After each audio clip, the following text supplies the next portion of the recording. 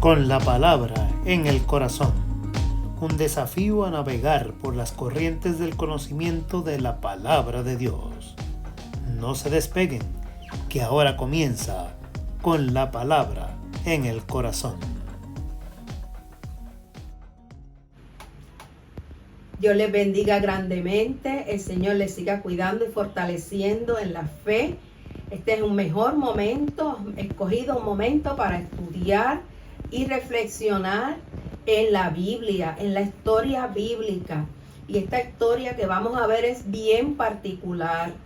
Es particular porque es un pueblo completo, es una nación que de un estilo de vida quiere pasar a otro estilo de gobierno.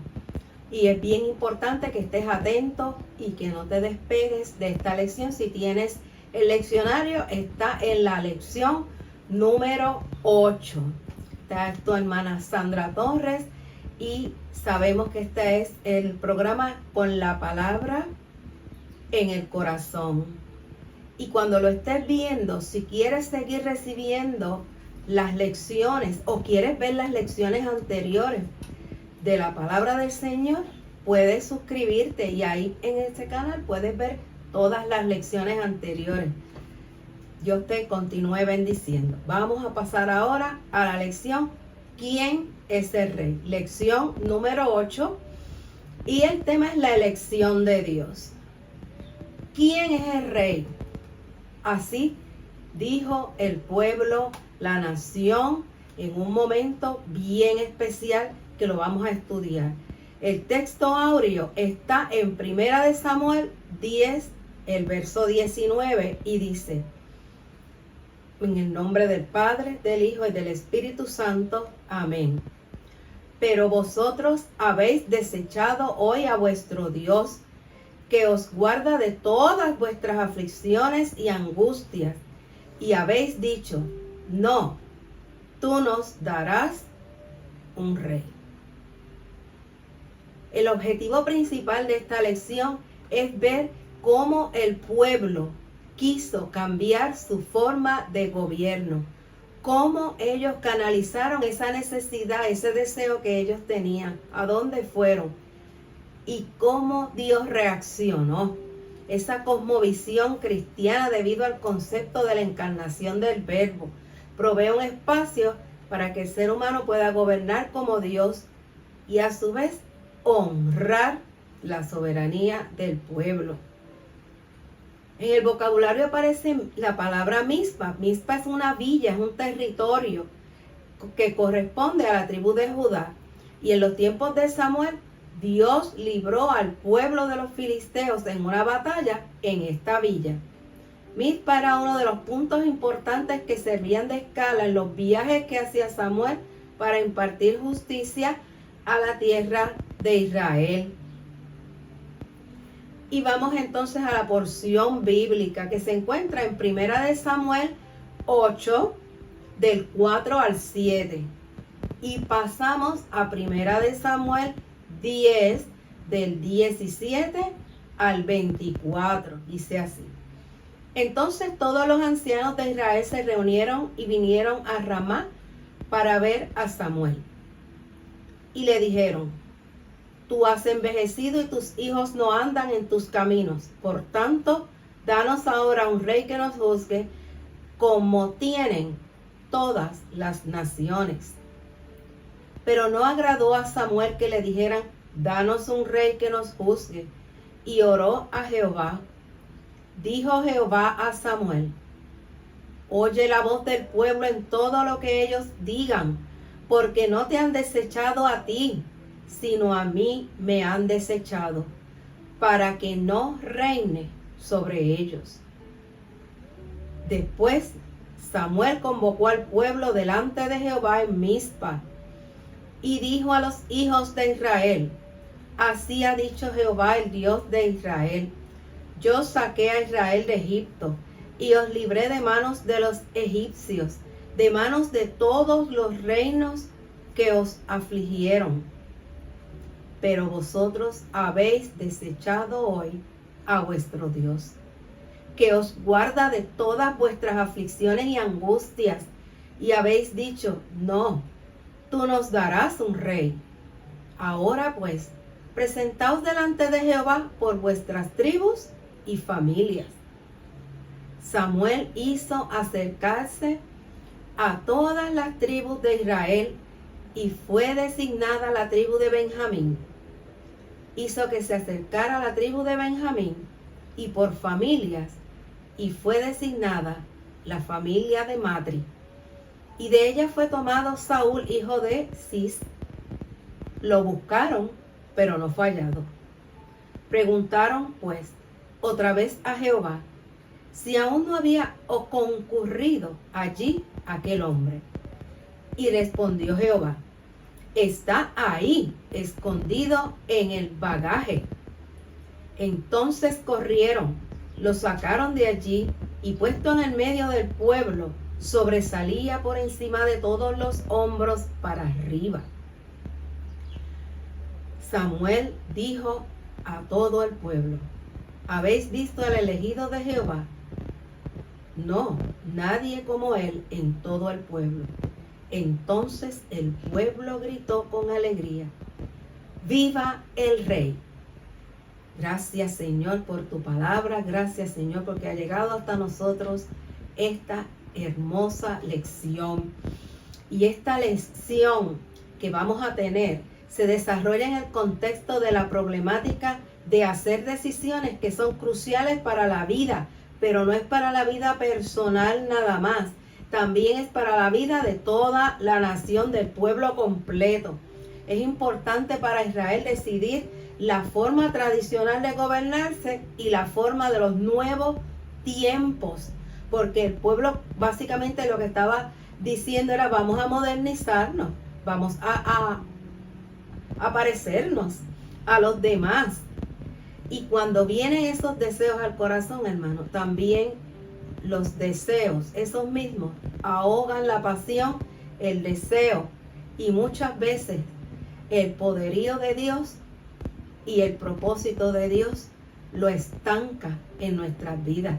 Esos deseos como tenía este pueblo de ser igual que los demás, de hacer lo que hacían los demás, como lo hacían los demás. Nosotros nos tenemos que parecer a ellos.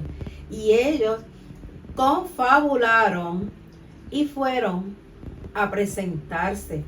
Y le dijeron, ya tú estás muy viejo. Y se supone que quien siga después de ti sean tus hijos. Ellos son, según ese gobierno teocrático, los que iban a continuar con la obra. Pero ¿qué pasó con esa herencia? ¿Qué pasó con esos hijos? Pues el pueblo le dijo, lamentablemente no podemos seguir con este gobierno teocrático porque tus hijos se desviaron de la senda.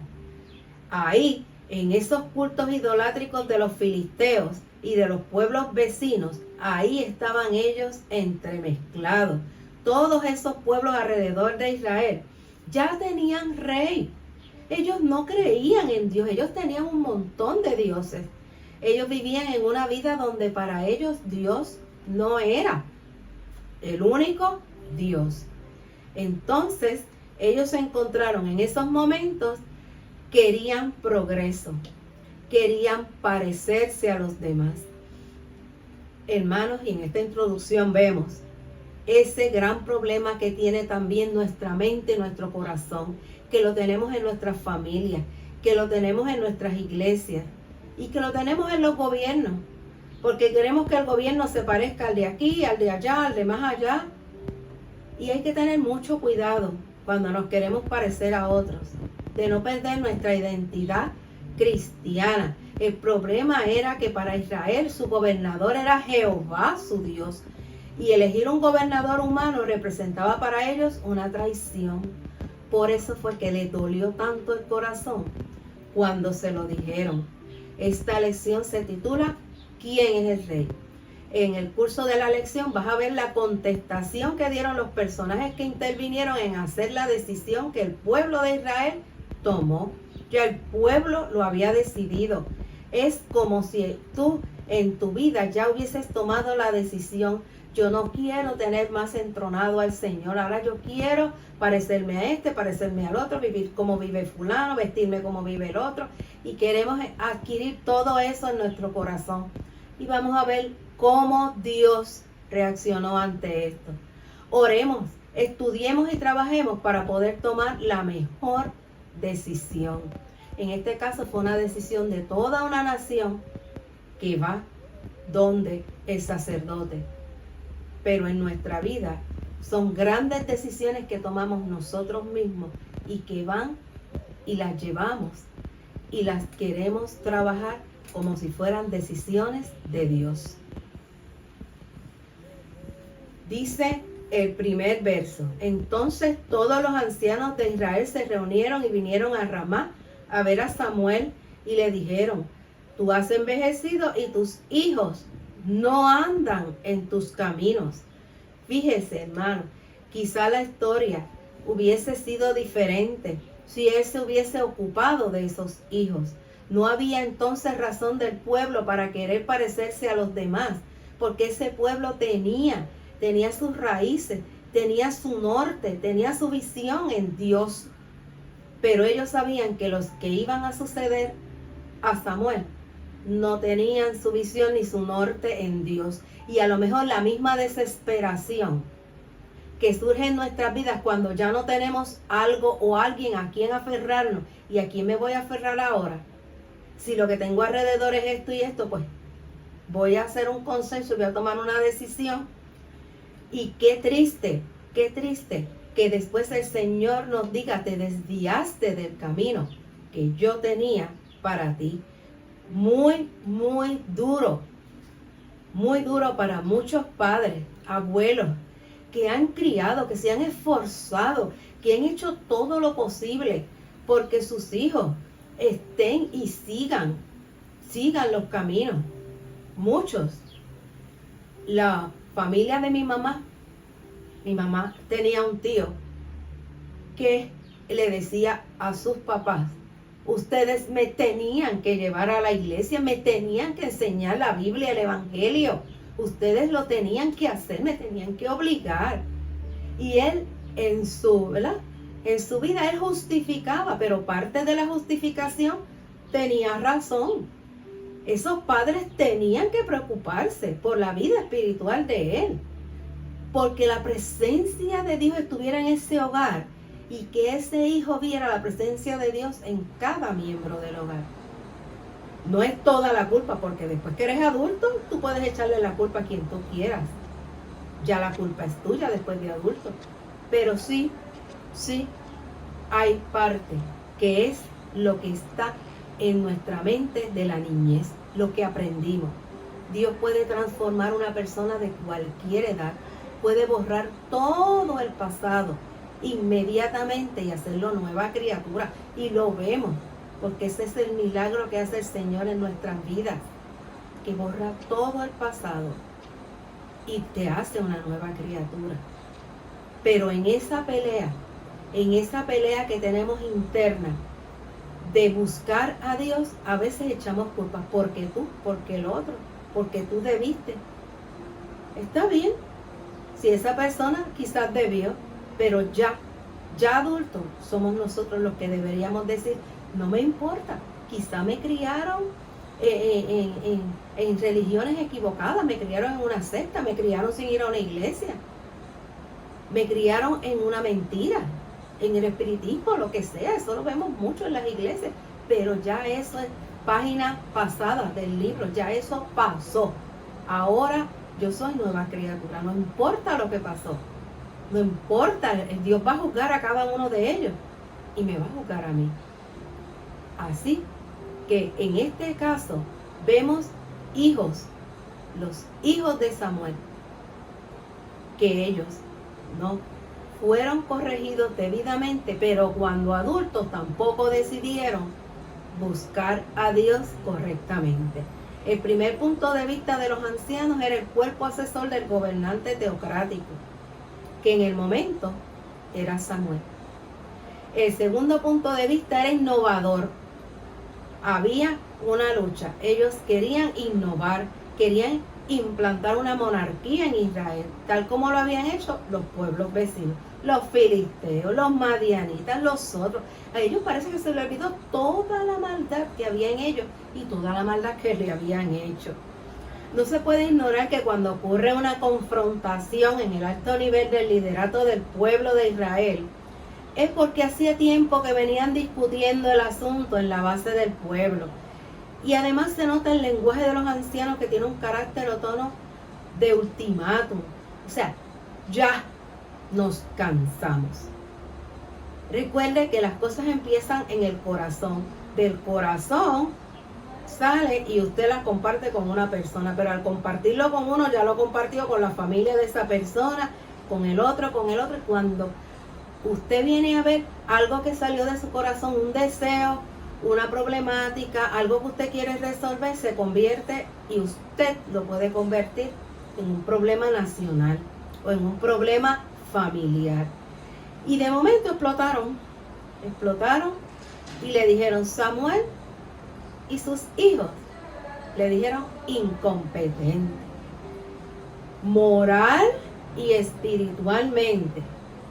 Y tenían que buscar dirección divina con respecto a la problemática de petición que se había hecho.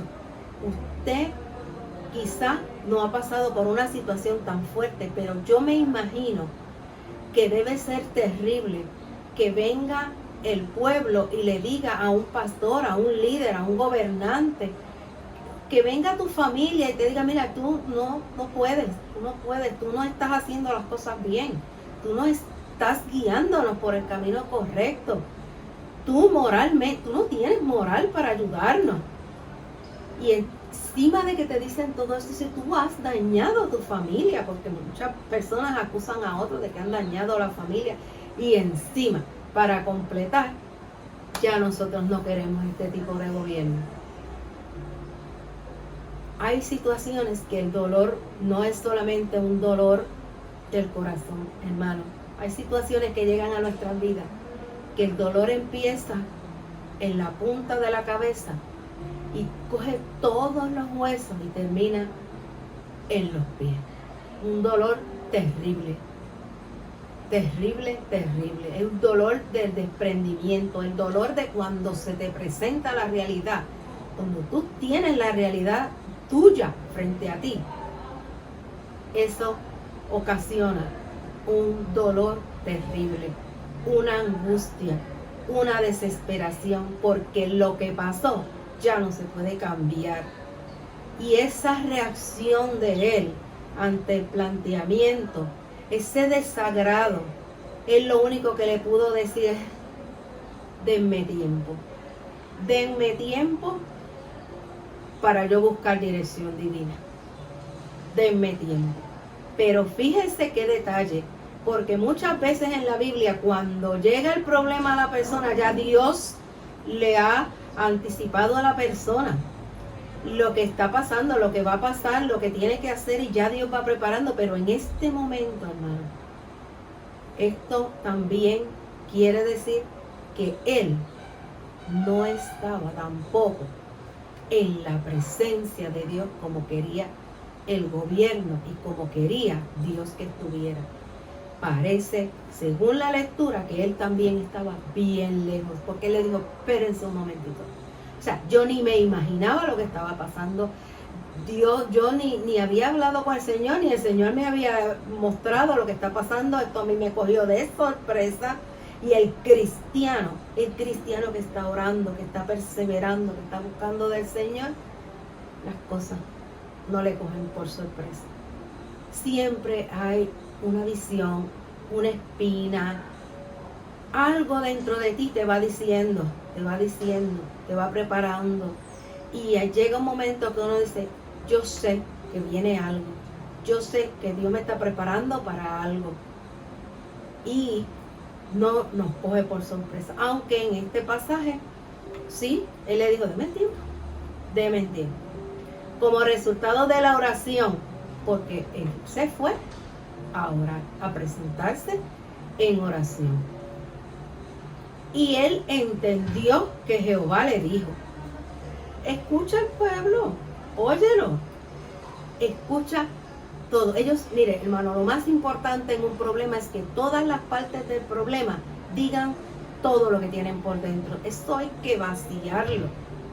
Hay que vaciarlo, el detalle, el puntito, la coma que usted no dice, se queda y sigue haciendo otra vez la raíz y sigue.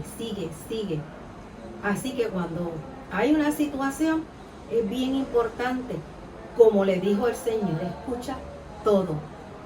Decirle a un hijo, a un amigo, a un vecino, a un hermano que estás ayudando, dile todo al Señor, no le escondas nada al Señor. Todo lo que tengas que decir, porque, y ahí es que viene una parte que nos traspasa como espada, porque muchas veces, como siervos del Señor, cuando unas personas toman unas decisiones, sentimos esto mismo que sintió el Señor. No te han desechado a ti, me han desechado a mí. Gloria a tu nombre, Jesús, poderoso Dios. Así mismo, cuando vienen esas amistades y te dicen, pero ¿por qué tienes que pasar tanto tiempo orando? ¿Por qué te tienes que levantar temprano a orar? ¿Por qué te tienes que ir ahora y tienes que ir a la iglesia? ¿Por qué? ¿Por qué gastas dinero en Biblia, en estudios? ¿Por qué te suscribes a canales cristianos? Y entonces usted empieza, pues dame un break, pues déjame ver, pues déjame probar con esto, pues déjame leer esto otro, déjame ir a ver películas que no me hacen bien. Y empieza usted a querer hacer lo que el otro. Usted no está desechando la enseñanza que usted aprendió, la enseñanza de Dios en su vida. Usted está desechando al mismo Dios. Es probable que esta decisión de Jehová tuviera algo de la proyección personal que tenía Samuel. Tenía sobre cómo debía gobernarse Israel. Porque a partir de ese momento la relación entre el rey electo y Samuel fue conflictiva en algunos aspectos y en otros aspectos fue de colaboración con el rey electo. Y esa ambigüedad es típica de líderes a quienes ha tocado en periodos grandes transiciones. Las grandes transiciones de la historia, como fue el caso de Samuel, entran en conflicto. Y nosotros lo vemos tan sencillo como un gobierno como el de Estados Unidos, Puerto Rico y todas las naciones.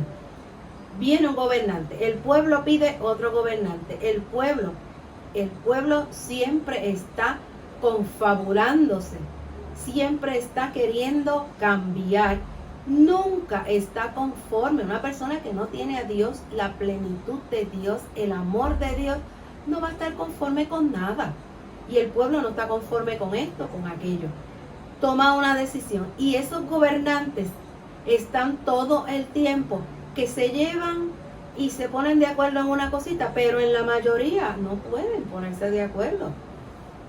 Así, hermanos, que eso es una vida de gobierno, una vida política. Es una vida bien conflictiva. Los que están involucrados sufren mucho, y tenemos que estar bien pegados del Señor. Oramos mucho por las personas, ¿verdad?, que han decidido estar en esas escalas del gobierno. Oramos mucho por ellos, porque la guerra es terrible. Un segundo que nos apartamos del Señor, un segundo que miramos para el lado, lo aprovechan. Y es bien tentador económicamente, es bien tentador, es algo que como seres humanos tenemos que ser más fuertes todavía para poderlo aguantar. Ya en los versos 17 al 19, en estos versículos encontramos que Samuel comunicó en Mizpa a los ancianos de Israel, después de haber orado, la petición de ellos para establecer un rey. Y él los reunió y le dijo: Jehová, al responder a la petición de los ancianos, hizo memoria de la liberación que él logró a favor de los israelitas en los años de opresión en Egipto. Esta evocación a la liberación tiene como propósito la petición hecha por los ancianos. Quede como exhibit de su ingratitud contra Dios. Ingratitud que vivimos y vemos todos los días. Ingratitud porque la que tenemos que pedir perdón todos los días. Vosotros habéis desechado a vuestro Dios. Así mismo se lo digo. Miren, arroz y habichuela. El problema aquí no es parecerme a este, ni el otro, ni ser moderno, nada de eso es el problema aquí. El problema aquí es que ustedes desecharon a Dios de sus vidas y de la nación. El Dios que os guarda de todas las aflicciones. De ahora en adelante lo que vas a vivir va a ser candela. Desechaste el Dios que te libra de todas tus angustias. Y habéis dicho, tú nos darás un rey. Así, hermano, cada vez que nos encontramos y nos enfrentamos con problemas, situaciones, un hermano viene y nos cuenta algo, un problema familiar, un problema económico, vamos a la raíz, vamos a ir al motivo. Y siempre al final vamos a encontrar que esa persona, la necesidad mayor es volverse a Dios. La necesidad mayor es decirle al Señor, ahora yo voy a dejar todo aquello y voy a volver a tus brazos. Si estás en esta decisión, a veces nos preguntamos, pero ¿por qué tanto problema? Esto es uno detrás del otro. Esto es algo. Y tienes que sentarte a pensar en qué lugar has puesto al Señor. Recuerda la lección anterior, ese ídolo, eso que Dios te dio como bendición, ¿en qué lo convertiste? ¿Lo dejaste como bendición y dejaste a Dios sobre él? ¿O cogiste ese ídolo y lo levantaste y lo pusiste sobre el Señor y ahora lo más importante es tu ídolo? Mucho cuidado. Cada uno de nosotros tenemos que tener. Recuerde que somos gente en transformación y que la palabra de Dios es la espada que está penetrando y está quitando, está succionando todo lo que hay en nosotros que no debe estar. Dios nos ama demasiado. ¿Y cómo le dijo Dios al pueblo? Déjalos a ellos que hagan lo que ellos quieren. Así hace Dios con nosotros. Ya no puede más. Ya no puede más. Aquello te gusta más. El adulterio te gusta más. El gustito de las drogas te gusta más. El gustito de coger lo que no es tuyo. Todas esas cosas son placeres. Porque ni piense usted que va a ver a Satanás cuando esté cogiendo lo que no es suyo. O cuando esté mintiendo. O cuando esté con la persona que no es su pareja. No va a ver a Satanás. Va a ver los placeres. Todo placeres, lo más hermoso. Los gustos, ¿verdad? Pero mucho cuidado. Porque en esta lección vamos a ver cómo en medio de toda esa dificultad, Dios entonces le dice, reúnelos. Vamos a escoger esta tribu. Dentro de esa tribu, entonces dice, vamos a ver las familias. Y dentro de las familias, pues vamos a ver entonces quién es. La tribu de Benjamín, la familia de Matri. Después Saúl, hijo de Cis, pero lo buscaron. ¿Y qué pasó con ese hombre que buscaron? Ese hombre se llenó de terror, de miedo. ¿Usted sabe lo que es? Que ese hombre sabía que se iba a enfrentar a un pueblo que no creía ya ni en Dios, como dicen, no creía ni en Luma, no creía ni en la luz eléctrica. Él sabía que ese pueblo estaba perdido en la idolatría. Se esconde cualquiera, como se escondió también Jonás también. Y vemos en la Biblia que cuando el hombre sabe que se va a encontrar con un pueblo, con unas decisiones fuertes, donde tiene que ver una masa de gente y decirle, mire gente, ustedes están sirviendo a los dioses equivocados, vuélvanse a Dios. Y hay que tener una valentía terrible. Pero como de Dios no nos podemos esconder, hermano. De Dios no nos podemos esconder.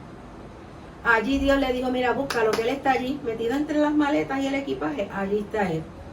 Él está allí. Y lo buscaron. Lo buscaron y lo encontraron allí. ¿Saben qué? Era la persona elegida como rey.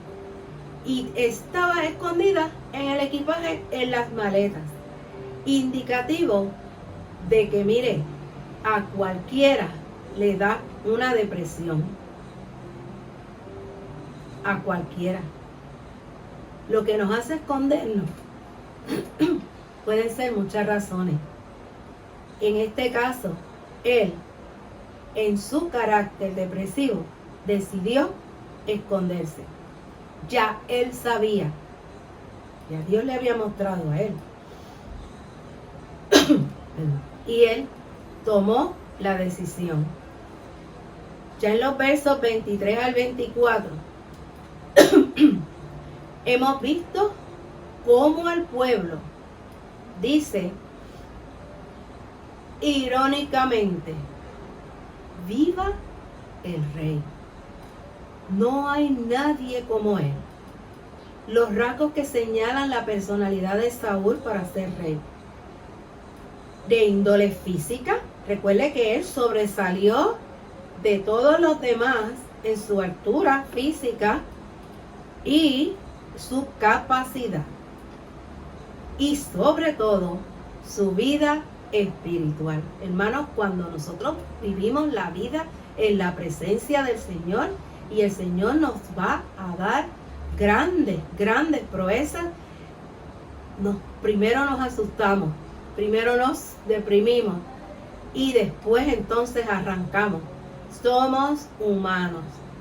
Y después arrancamos con la fuerza del Señor, con el poder del Señor. Gloria a Dios, como Jonás, como Saúl lo va a hacer, y vamos a ver en la historia. Y hasta aquí esta partecita de la historia. La primera aplicación que podemos ver de esta lección es ver la relación de la fe y las decisiones que tomamos para conducir no solamente al pueblo, como pueblo, conducir mi vida. En esta lección yo soy Israel, y cómo yo trato a Dios y dónde yo tengo a Dios en mi vida, y a quién Dios usa para decirme: estás mal, tienes que volver a Dios, desechaste al Señor. Y que mucho nos ocurre cada día cuando oramos por la mañana.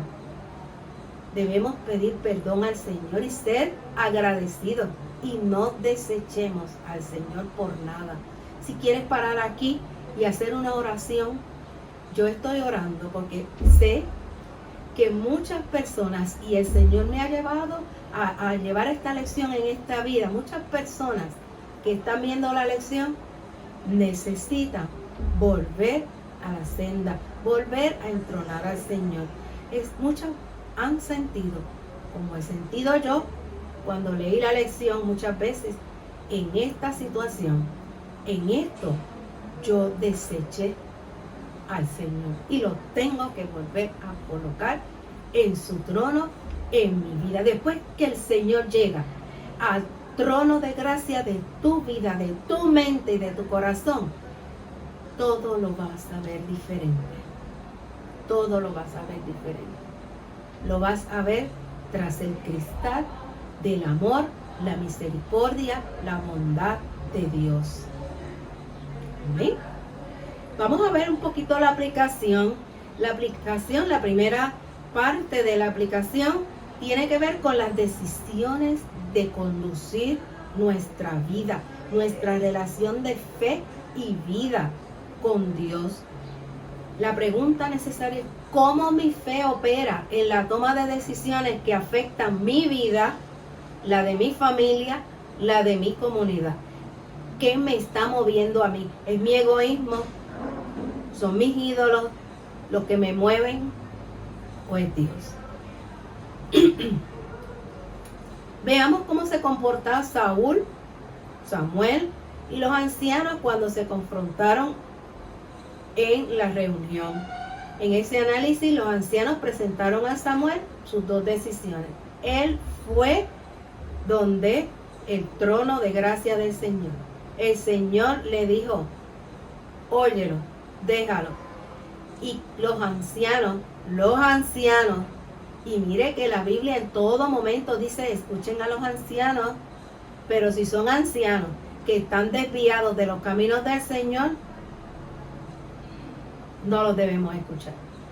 Hay que tener mucho cuidado, aún de los ancianos a los que vamos a buscar ayuda, porque estos ancianos de este pueblo estaban bien lejos de lo que Dios quería. Y se lo dijo, ustedes desecharon a Dios. ¿Y qué dijeron ellos? En arroz y habichuela, a mí no me importa. Y me quiero dar los gustitos que se están dando los pueblos vecinos. Imagínense el disgusto de Samuel, el disgusto de cada líder en la iglesia. Cuando una persona se va, se aísla, se aparta, se entrega a pasiones, a todo. Imagínese usted cómo esos líderes sufren. ¿Cómo sufrimos cuando vemos a nuestros mismos estudiantes de escuela bíblica, los mismos que nosotros tratamos de ayudar, orientar y apoyar en el Señor? Cómo dicen, a mí no me importa, a mí ya no me importa. Si deseché al Señor, esa es mi vida, esa es mi vida. Así vamos entonces a ver cómo la historia, el funcionamiento de todas las personas, las diferentes formas y conductas de las personas van moviendo las decisiones hacia Dios o lejos de Dios. Dios es humanizado. Se eliminó la contradicción entre lo humano y lo divino, de modo que podemos tener un rey, sea humano y a la misma vez se comporte de acuerdo a la voluntad de Dios. Claro que sí. Podemos tener gobernantes, presidentes, secretarios de justicia, podemos tener personas en las altas jerarquías que sigan los mandatos, que se dejen usar por el Señor. Así también podemos tener personas que no sigan. Ahora mismo este mundo está bien movido por unas redes de mucho, pero mucho dinero, y le están inyectando montones de dinero a las agendas antibíblicas. Esas personas, hermano, esas personas son las que hacen que de momento un gobernador, un presidente, un pastor, alguien, de momento cambie su visión y una persona que parecía estar en la visión de Dios, en una visión correcta, bíblica y saludable, de momento se desvía y empieza a dar órdenes y a tomar decisiones hacia el pueblo que le hacen daño al pueblo, que le hacen. Y cuando usted viene a ver el fondo son personas que está usando Satanás con todo su esplendor, pero de una forma tan atractiva que lo que están moviendo son unas cantidades de dinero, pero a niveles terribles. Y ellos han decidido ir en contra de Dios con el arma que a veces hasta nosotros mismos nos derrumba: el dinero. El dinero. Así, hermanos, vamos a ver, y quisiera terminar con el resumen. La función del gobernante es servir al pueblo. En el periodo de los jueces, en Israel fue problemático pasar al rey como gobernador del pueblo, porque se entendió ese cambio como traición a Dios. Pero Samuel, que era quien tenía el poder, fue flexible y le dio paso al cambio, aunque como ser humano en algunos momentos tuvo tensiones como Saúl, que fue su sucesor. En el nuevo tiempo, el rey es el pueblo, porque es quien elige al gobernador. Por lo tanto, son los electores quienes deben tener en mente los criterios de amor y justicia que deben prevalecer en la administración del gobierno. Hermanos, tengo unas notitas por aquí. Vamos viendo en esta lección una transición del periodo de la teocracia al de los reyes. A Samuel le tocó cerrar el periodo de los jueces y ungir los 2 primeros reyes de Israel. a Saúl y a David. ¿Y por qué el pueblo no quiso más jueces? Porque le tocaba el turno a los hijos de Samuel. Y los hijos de Samuel no siguieron los pasos de su padre, se corrompieron. Por eso el pueblo los rechazó como jueces. Un rey, a partir de que el pueblo quería ser como las demás naciones, el deseo del pueblo era pecaminoso. Hermanos, vamos a sentarnos, vamos a escudriñarnos y vamos a despedirle al Señor que nos dirija, que nos muestre, que use algún hijo suyo, que use su palabra, que use una clase, que use lo que Él quiera para mostrarnos si estamos bien o no estamos bien. Si debemos seguir los deseos del corazón o los deseos pecaminosos de nuestras vidas. Una lección hermosa, directamente para nuestros corazones. El Señor les siga bendiciendo grandemente. El Señor los siga cuidando y nos siga mostrando la senda de la verdad. Oremos todos y acompáñame en esta oración y en la tuya también. Amantísimo Padre Celestial, tuyo es el poder para reinar en el cielo y la tierra. Gracias por la revelación de tu amor y de tu palabra que nos permite entender cómo has bajado a las honduras de nuestras miserias y nos has levantado para mirar y seguir tu gloria. Ayúdanos como iglesia y como personas para que a nuestro alrededor se vean los signos de tu gloria y para que quienes nos rodean te puedan reconocer como su Rey y Señor y encaminen sus pasos hasta el advenimiento de su reino. Amén, amén, amén. Hemos presentado Con la Palabra en el Corazón, con sus hermanos Sandra Torres y Richard López. Gracias por acompañarnos y que Dios les bendiga.